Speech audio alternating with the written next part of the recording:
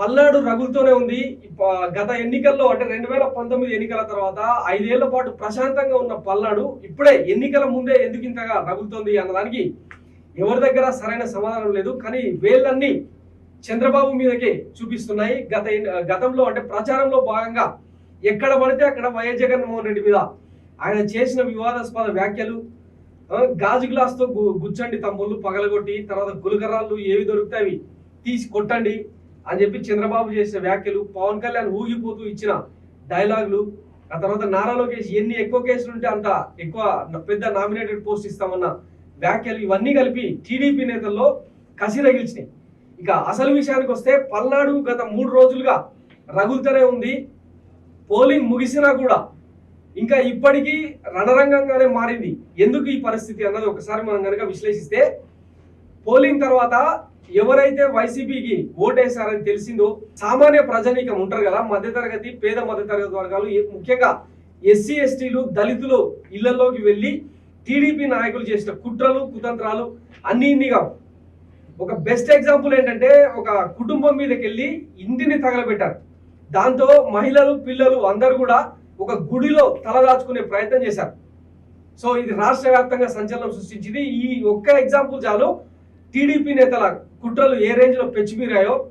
దాంతో అనిల్ కుమార్ యాదవ్ తర్వాత పిన్నెల్లి రామకృష్ణారెడ్డి లాంటి వాళ్ళు ఆ ఏరియాలో ఎక్కడెక్కడైతే అల్లర్లు జరిగాయో ఆ ఏరియాలో కవాతు చేసి వైసీపీ కార్యకర్తలకు, వైసీపీ సింపథైజర్స్ కు, వైసీపీకి ఓటేసిన సామాన్య ప్రజానికానికి భరోసా కల్పించేందుకు, ధైర్యం కల్పించేందుకు వాళ్ళు కవాతు నిర్వహించిన పరిస్థితి నెలకొంది. ఒకవైపు పరిస్థితి ఇలా ఉంటే, మరోవైపు ఈ పచ్చపత్రికలు ఎట్లా ప్రొజెక్ట్ చేసే ప్రయత్నం చేస్తున్నాయంటే, తప్పంతా వైసీపీదే, వైకాపా నాయకులదే, వైకాపా మూకల రక్తదాహం, 2వ రోజు తీవ్ర హింసాకాండ, చంద్రగిరి తెదేపా అభ్యర్థి నానిపై హత్యాయత్నం అని ఈనాడు రాస్తాడు. ఆంధ్రజ్యోతిడేమో విధ్వంసకాండ, తిరుపతి తాడిపత్రి పల్నాడులో చెలరేగిన వైకాపా మూకలు అని చెప్పి వీడు రాస్తారన్నమాట. అసలు ఈ కవింపు చర్యలకు పాల్పడింది ఎవరు? 3 రోజులుగా నెత్తి నోరు కొట్టుకొని చెప్తూనే ఉన్నాం. కేవలం వైసీపీ పాజిటివ్ ఓటును నమ్ముకుంది.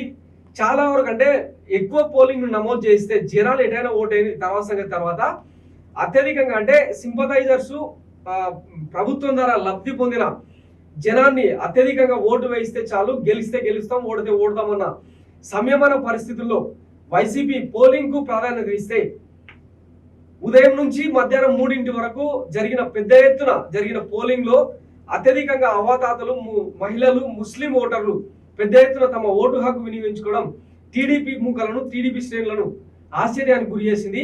వ్యతిరేక ఓటు మీద ఆశ పెట్టుకున్న టీడీపీ చివరికి చేతులు ఎత్తేసిన పరిస్థితి. దాంతో ఎక్కడో ఒక చోట చిన్న మార్పైనా జరుగుతుందని చెప్పి ఈ హత్యాకాండకు, ఈ రణరంగానికి తెరదీసినట్టు గత కొన్ని గంటలుగా రాజకీయ నాయకులు, రాజకీయ విశ్లేషకులు విశ్లేషిస్తా వస్తున్నారు. మరి ఈ తప్పెవరిది? పల్నాడు ఇట్లా రణరంగంగా మారడానికి కారణం ఎవరు? ఒకసారి మీకు ఒక వీడియో చూపిస్తా, చూడండి. ఇదిగో గురజాల ఆసుపత్రిలో గాయపడ్డ వాళ్ళందరినీ అనిల్ కుమార్ యాదవ్ పరామర్శిస్తున్నారు. అసలు ఈ దాడులకు కారణం ఏంది? ఓటేసిన వాళ్ళ మీద దాడులు చేయడం ఏంది? చేతనైతే మంచి చెప్పి, చేస్తాం అనుకున్న మంచిని చెప్పి తమ మేనిఫెస్టోను ముందు పెట్టి ఓటేయించుకోవడం అన్నది ఒక పద్ధతి. ఓటేసిన తర్వాత వైసీపీకి ఓటేసిరన్న కారణంతో ఇట్లా దాడులకు తెగబడితే వీళ్ళని ఏమనాలి? టెర్రరిస్టులను తయారు చేసింది చంద్రబాబు. అనంతపురంలో ఒక ముసలావిడను అంటే తన కొడుకు చెప్పినా కూడా వినకుండా వైసీపీ వాళ్ళు పెట్టిన ఆటోలో వెళ్ళి వైసీపీకి ఓటేసి వచ్చిన చెప్పడం ఆమె చేసిన తప్పైంది. దాంతో ఆమె రాడ్డుతో కొట్టి చంపాడు ఆ యువకుడు. ఇది ఎక్కడి ధర్మం? ఇది ఎక్కడి న్యాయం? అసలు ఎటువైపు తీసుకుపోతుండ్రు చంద్రబాబు నాయుడు ఈ రాష్ట్రాన్ని? గత 5 ఏళ్లుగా ఎక్కడా లేని హింసాకాండ ఈ 2 రోజుల్లోనే ఎందుకు జరుగుతుంది? ఒకసారి ఆంధ్రప్రదేశ్ ప్రజలు ఆలోచించుకోవాలి.